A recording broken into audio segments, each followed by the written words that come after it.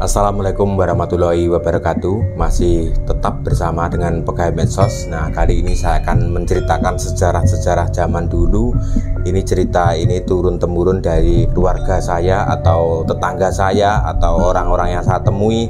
Jadi saya akan menceritakan dari berbagai sumber ya, dari berbagai sumber, tidak hanya dari 1, 2, 3. Jadi saya sebelum membuat video ini saya sudah merangkum, tanya ke sana ke sini untuk mengetahui kebenaran cerita-cerita yang akan saya upload ke media sosial YouTube ini ya. Jadi saya akan menceritakan kisah PKI di tahun 65, tepatnya di Kabupaten Ponorogo. Sebenarnya saya menelusuri kisah-kisah ini sejak dulu ya, tapi saya masih berkesempatan untuk menceritakan sekarang ini ya. Jadi tempatnya juga ada di daerah, tepatnya di daerah Sembung atau daerah Gandu ya. Itu juga salah satu tempat untuk pembantaian yang dianggap itu simpatisan PKI atau penggemar PKI ya, atau orang yang bukan PKI dituduh PKI, akhirnya disembelih di situ ya. Jadi saya akan menceritakan kisah ini dari narasumber saya ya, yang tidak mau disebutkan namanya, mohon maaf banget ya, mungkin karena demi kenyamanan atau gimana saya tidak tahu, tapi dia sudah membeberkan secara rinci apa yang terjadi yang dialami keluarganya waktu itu ya. Di tahun 65 di Ponorogo itu, waktu itu di Ponorogo itu mencekam banget ya, di mana-mana ribut, mentegangkan, sampai banyak sekali orang yang tidak berani keluar rumah ya, tidak berani keluar rumah karena banyak sekali orang yang diambil paksa, dijemput untuk disembelih ya. Tempatnya kalau di dekat sini ya di daerah Sembung, dan juga Sembung itu ikut Desa Gandu ya kalau tidak salah, dan juga di seputaran jembatan Keang Jetis ya. Jadi kisahnya ini agak panjang ya, mohon maaf banget ya, karena jadi saya akan misalkan sebelum kejadian atau tempat penjemputan dari cerita narasumber saya itu, waktu itu sebelum kejadian dijemput lah ceritanya seperti itu. Jadi ada seorang kakek itu sebagai petani utun, pokoknya seperti tahu sendiri teman-teman, orang petani utun yang tahunya cuma mengetahui petani, tidak pernah bergaul dengan mengurusi tentang namanya politik dan lain-lainnya, pokoknya tidak tahu menahu tentang politik ya. Ini kejadian ini saya ceritakan sebelum penjemputan paksa untuk disembelih ya, ceritanya seperti itu. Di 1 bulan sebelum kejadian itu, seorang kakek mendapat undangan bahwa nanti sore ada pertemuan seluruh warga desa di dekat kelurahan di salah satu desa di Ponorogo ya. Itu ada perkumpulan di sana. Akhirnya di sana itu makan, dikasih makan, terus ada pertemuan untuk membahas. Saya juga tidak tahu apa yang dibahas, juga narasumber kurang mengetahui apa yang dibahas. Intinya ya, dapat undangan ke dekat balai desa, di situ di rumah warga, di sana diadakan pertemuan. Di sana dikasih makan, makannya itu kalau zaman sekarang itu enak ya, ada soto, ada gulai dan lainnya. Kalau dalam zaman dulu itu dikasih nasi pelang. Nasi pelang itu biasanya kalau zaman sekarang di sini banyak sekali, kalau di daerah pinggiran itu kalau ada acara pengajian biasanya itu ya, para warga satu rumah atau satu kakak ditarik nasi 5 bungkus pelang itu untuk dikumpulkan jadi satu, nanti dimakan bersama-sama waktu sambil menyaksikan atau menghadiri pengajian tersebut. Nasi pelang itu bungkusnya godong seperti nasi pincuk seperti itu. Jadi ceritanya sang kakek itu sesampainya di tempat kelumpukan atau tempat perkumpulan atau tempat rapat tersebut dikasih nasi pelang, dimakan bersama-sama. Sehabis selesai rapat akhirnya pulang. Nah, dan di situ para warga dan lain-lainnya juga tidak curiga akan ada tragedi yang mengenaskan, yang bisa dikenang sepanjang masa dan tidak bisa dilupakan sampai sekarang ya. Jangan sampai tragedi seperti itu terulang kembali di Indonesia ya. Jadi singkat cerita, setelah sebulan kemudian, ini sudah ganti sebulan kemudian, waktu itu jam 3 sore ya, di jam 3 sore ketika itu sang kakek tersebut itu duduk-duduk di dalam rumah lagi nyantai, lagi besut klobot.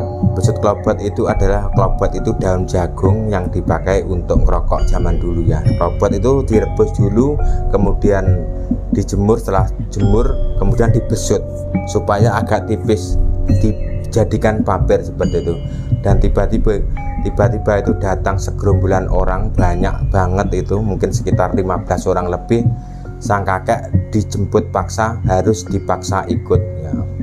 Nah otomatis istri sang kakek itu histeris, tidak bisa. Akhirnya para tetangga juga sembunyi, takut semua, tidak ada yang berani keluar. Pada waktu itu memang benar-benar mencekam banget, orang itu dicekam ketakutan, mau ke ladang, ke sawah itu tidak berani pada waktu itu ceritanya.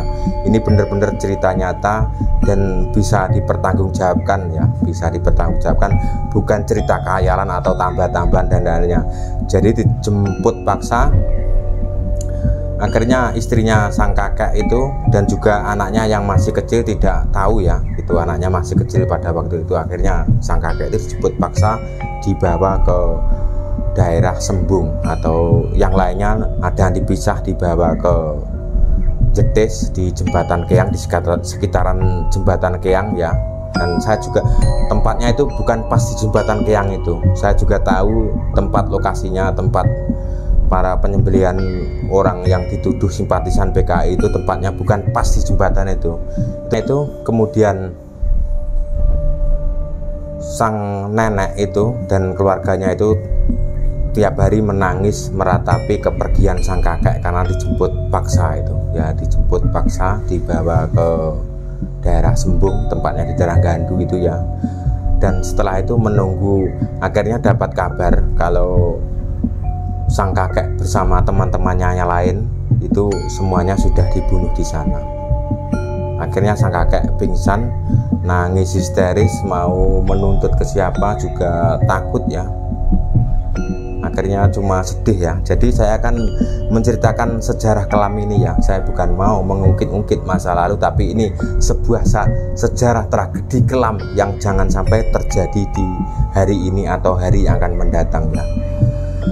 Jadi para pelaku itu saya himpun dari berbagai narasumber, itu pelakunya orang-orang Ansor ya, orang-orang Ansor atau simpatisan atau relawan. Intinya adalah orang yang mau membalas dendam ya. Jadi sebelum kejadian itu di daerah Madiun juga sudah terjadi, itu para kiai dan santri itu dibunuh dibantai oleh PKI. Jadi istrinya Pak, intinya itu para Ansor atau relawan pasukan ini mau membalas dendam ya. Jadi para Algojo itu orang-orang Ansor pada zaman dahulu, dan orang-orangnya itu juga masih muda-muda ya, dan garang-garang ya. Kalau di jalan itu membawa pedang yang panjang atau pisau panjang itu sambil teriak-teriak. Pokoknya zaman dahulu memang sudah tidak bisa terkontrol lagi ya.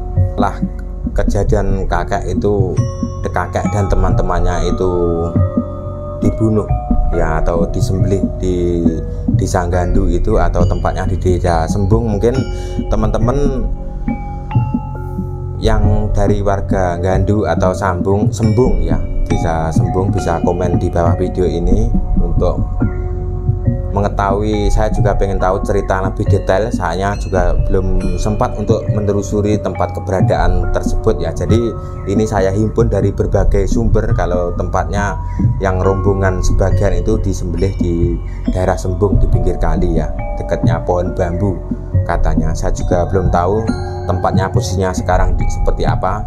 Yang lainnya itu di daerah dekat Jembatan Keang di sana ya. Dan juga banyak lagi tempat-tempat lagi di Ponorogo, itu tempatnya banyak banget waktu itu ya, selain di Madiun.